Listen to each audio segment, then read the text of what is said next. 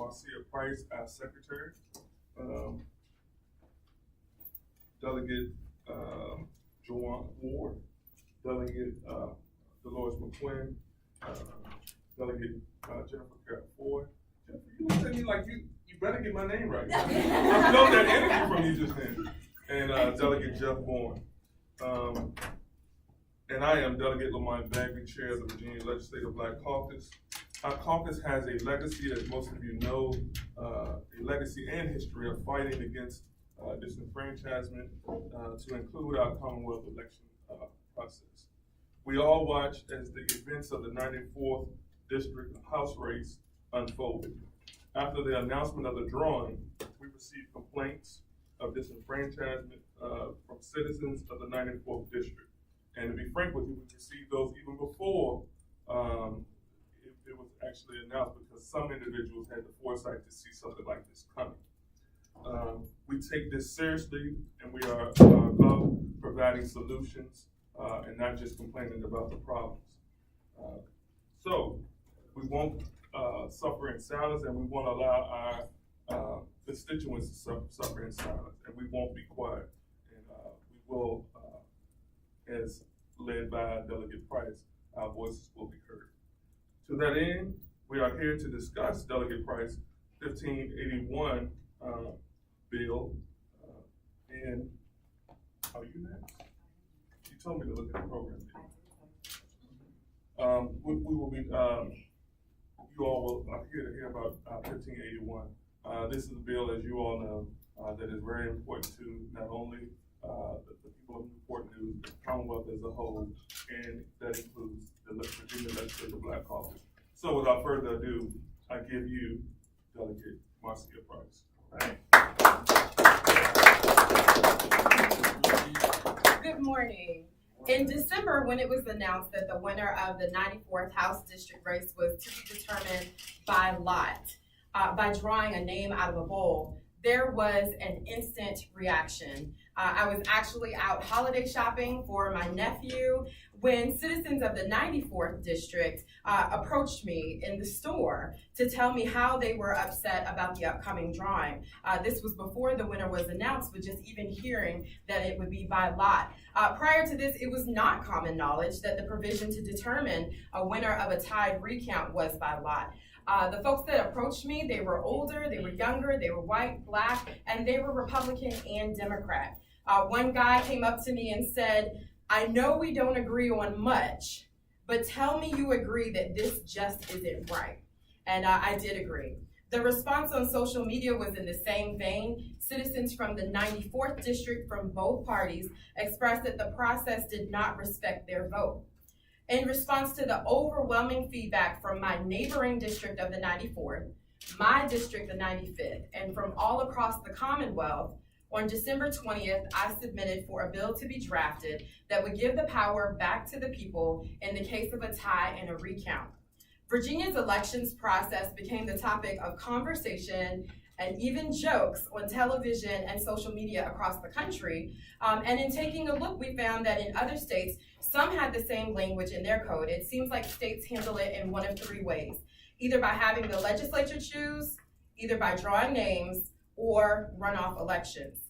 Here in Virginia, apparently the first mention of determining elections by lot was in 1785, over 230 years ago. So HB 1581 takes into account the feelings of disenfranchisement and serves as a fix. It says if the court finds that each party to the recount has received an equal number of votes, it shall issue a writ promptly ordering a special election be held to determine which candidate is elected to office. This special election would allow for the decision to lie not with luck and not with elected leaders, but with the people. And I just want to be absolutely clear. This is not about the past election or the outcome of the past election. This is about much more. This is about the voting process and moving forward for all elections. This is about respecting the voices and votes of citizens and their ability to choose their representative. Now I want to call up Mrs. Dawnn Wallace to speak. She is a resident of the 94th District. Dawnn? Morning. Good morning. My name is Dawnn Wallace, and I was one of the 23,891 people who cast a vote on November 7th, 2017, in the House of Delegates election for the 94th District. I vote in every election because it's my civic responsibility to do so, and because I'm carrying the torch for my predecessors who fought, lost their livelihoods, and in some cases lost their lives for my right to vote. When I learned that our representation was going to be chosen by picking a name out of a bowl, I was flabbergasted, and I felt that my vote really didn't count. Many of my family members, neighbors, and friends who live in the 94th District felt the same way, and our immediate concern moved from who would prevail to how that person was going to win. I believe it's time that we revisit the way the Commonwealth handles ties and recounts. I support HB 1581 because I would want to know that in the case of another tie, my vote mattered. I'm a sports fan, and I can tell you that nobody would want a football game decided by a coin flip, or a basketball game decided by a jump ball, or a hockey game decided by which team had the most teeth knocked out at the end of the game.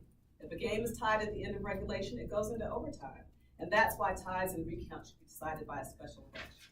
I support HB 1581 because I want to feel that I had my say, and that my voice was heard with my vote.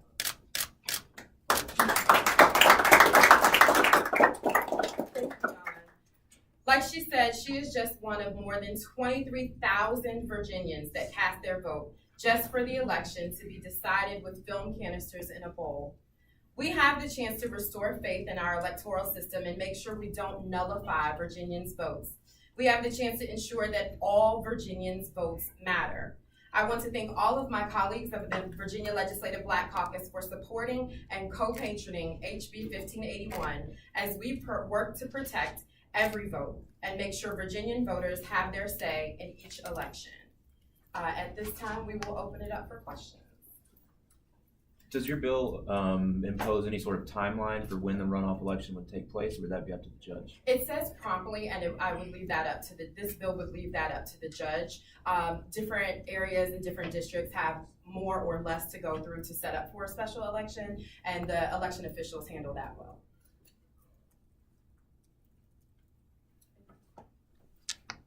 So one of the arguments against runoffs that I've heard is that, they cost money and election officials have to do the same thing just right over again. What would your response be to that it would just be a logistical challenge? Yeah, my response to that would be I respect that, and I do hear that concern.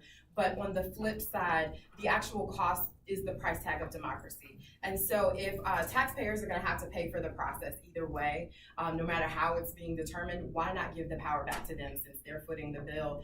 And really the moral cost of disenfranchisement and eroding the trust in the system, you kind of have to weigh that out. And for me, and I think those of us that support the bill, that weighs a little bit heavier.